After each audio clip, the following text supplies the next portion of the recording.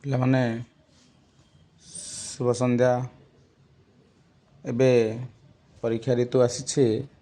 ସମସ୍ତଙ୍କ ମନରେ ପରୀକ୍ଷା ପାଇଁ ଚିନ୍ତା, ଅଭିଭାବକ ଠାରୁ ଛାତ୍ରଛାତ୍ରୀ ପର୍ଯ୍ୟନ୍ତ। ଛାତ୍ରଛାତ୍ରୀମାନେ ବହୁତ ପରିଶ୍ରମ କରନ୍ତି ଏହି ପରୀକ୍ଷା ପାଇଁ, କିନ୍ତୁ ବେଳେବେଳେ କ'ଣ ହୁଏ, ପରୀକ୍ଷା ସମୟରେ ନିଦ ଆସେ। ନିଦ ହେଉଛି ଏମାନଙ୍କର ବଡ଼ ଶତ୍ରୁ। ତେଣୁ ନିଦରୁ ବଞ୍ଚିବା ପାଇଁ କ'ଣ କରିବା? ଇଚ୍ଛା ଅଛି ପାଠ ପଢ଼ିବା ପାଇଁ, ଗଦା ଗଦା ବହି ରଖିକି ପଢ଼ି ବସିବା, କିନ୍ତୁ ତେଣୁ ନିଦକୁ ଦୂରେଇବା ପାଇଁ ଆମେ କ'ଣ କରିବା? ଆଜି ତୁମମାନଙ୍କୁ ଗୋଟେ କଥା କହିବି। ସେହି ମାଧ୍ୟମରେ ଯଦି ଆମେ ପାଠପଢ଼ାକୁ ଜାରି ରଖିବା, ତାହେଲେ କିଛି ମାତ୍ରାରେ ନିଦକୁ ଦୂରେଇ ରଖିପାରିବା। ସେଟା ହେଲା ରେନବୋ ଟ୍ରିକ୍।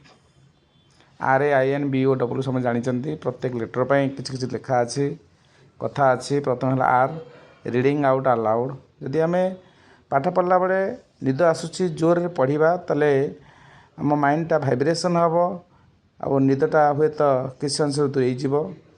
ଦ୍ୱିତୀୟ ସୋପାନ ହେଲା ଆଭଏଡ଼୍ ହେଭି ମିଲ୍। ଅଧିକ ଖାଇବା ନାହିଁ। ଅଧିକ ଖାଇଲେ କ'ଣ ହେବ ନା ଆମ ନିଦ ଆସିଯିବ। ତେଣୁ ଲାଇଟ୍ ଫୁଡ଼୍ ସବୁବେଳେ ଖାଇବା, ହାଲକା ଖାଦ୍ୟ ଖାଇବା, ପାଣି ସବୁବେଳେ ପିଇବା। ତାହେଲେ କ'ଣ ହେବ, ଆମ ବଡ଼ିଟା ଆକ୍ଟିଭ୍ ରହିବ। ଏତେ ଅଳସୁଆ ଲେଜିନେସ୍ ଆମକୁ ହେବ ନାହିଁ, ତେଣୁ ନିଦ ଆସିବ ନାହିଁ। ଯଦି ଆମେ ଅଧିକ ଖାଇ ଦେଉଛେ, ତାହେଲେ ଆମକୁ ନିଦ ଆସିବ। ଏହାପରେ କ'ଣ ହେବ, ପାଠପଢ଼ା ମଧ୍ୟରେ କିଛି ଇଣ୍ଟରଭାଲ୍ ନେବା।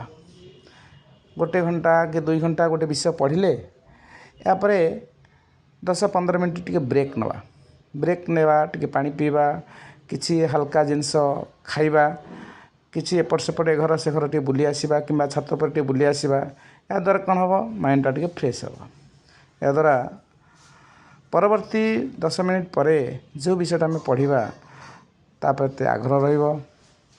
ଯଦି କୌଣସି କାରଣରୁ ନିଦକୁ ଆମେ କଣ୍ଟ୍ରୋଲ୍ କରିପାରିଲେ ନାହିଁ, ଯେତେ ଚେଷ୍ଟା କଲେ ମଧ୍ୟ ନିଦ ଆସୁଛି, ବେଟର୍ ହେବ ଟିକେ ଶୋଇପଡ଼ିବା। ଶୋଇପଡ଼ିଲେ ମାଇଣ୍ଡଟା ସ୍ଥିର ହୋଇଯିବ। ତାପରେ ବିରେ ହେଲା ବି ଅପ୍ରାଇଟ୍। କିଛି ପିଲାଙ୍କର ଅଛି ଅଭ୍ୟାସ ଖଟରେ ଶୋଇକରି ପଢ଼ିବା, ପେଟେଇ ପଢ଼ିବା। ଏହାଦ୍ୱାରା କ'ଣ ହୁଏ ନା ନିଦ ଆସିଯାଏ। ଆପଣ ଛାଏଁ ନିଦ ଆସିଯାଏ। ଶଯ୍ୟାରେ କେବେ ବେଡ଼୍ରେ ପଢ଼ିବା ନାହିଁ। ବସିକିରି ହେଉ କି ଶୋଇକିରି ହେଉ, ସବୁବେଳେ ତଳେ ବସି ପଢ଼ିବାକୁ ଚେଷ୍ଟା କରିବା, ନହେଲେ ଷ୍ଟଡ଼ି ଟେବୁଲ୍ ୟୁଜ୍ କରିବା। ତାପରେ ଆସିଲା ଅର୍ଗାନାଇଜ୍ ୟୋର୍ ଷ୍ଟଡ଼ି। ଆମେ କେଉଁ ବିଷୟ କେତେବେଳେ ପଢ଼ିବା? ଗୋଟିଏ ଡିଫିକଲ୍ଟ ଚାପ୍ଟର ଆମକୁ ଯେଉଁଟା ଲାଗୁଛି ସେଇଟା ପଢ଼ିବା। ଯେତେବେଳେ ନିଦ ଆସିଲା, କିଛି ଲେଖାଲେଖି କରିବା, କିଛି ମଜାଦାର ଟପିକ୍ ପଢ଼ିବା। ଟପିକ୍ ସବୁବେଳେ ଚେଞ୍ଜ କରିବା। କେଉଁ ବିଷୟ ପରେ ଆଉ କେଉଁ ବିଷୟ ପଢ଼ିଲେ ଆମକୁ ଇଣ୍ଟରେଷ୍ଟିଂ ଲାଗିବ। ତେବେ ତା ଦ୍ୱାରା ହୁଏତ ଆମକୁ ବୋରିଂ ଫିଲ୍ ହେବ ନାହିଁ, ଆଉ ନିଦ ଆସିବ ନାହିଁ। ଏହାଦ୍ୱାରା ଆମେ ପାଠ ମଧ୍ୟ ଠିକ୍ ଭାବରେ ପଢ଼ିପାରିବା। ଗୋଟିଏ ଜାଗାରେ ବସି ପଢ଼ିଲେ ବାରମ୍ବାର ଆମକୁ ନିଦ ଆସିଥାଏ।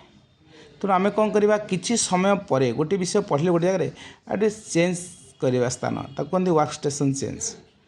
ଏହାଦ୍ୱାରା କ'ଣ ହେବ, କିଛି ସମୟ ବେଳେବେଳେ ଦେଖାଯାଏ ପିଲାମାନେ ଛିଡ଼ା ହେଇ ପଢ଼ିବେ। ବସି ବସି ବୋରିଂ ଲାଗେ, ଛିଡ଼ା ହେଇ ପଢ଼ିବେ। ଏହାଦ୍ୱାରା କ'ଣ ହେବ, ନିଦକୁ ଆମେ ଟିକେ କଣ୍ଟ୍ରୋଲ୍ କରିପାରିବା। ଧନ୍ୟବାଦ।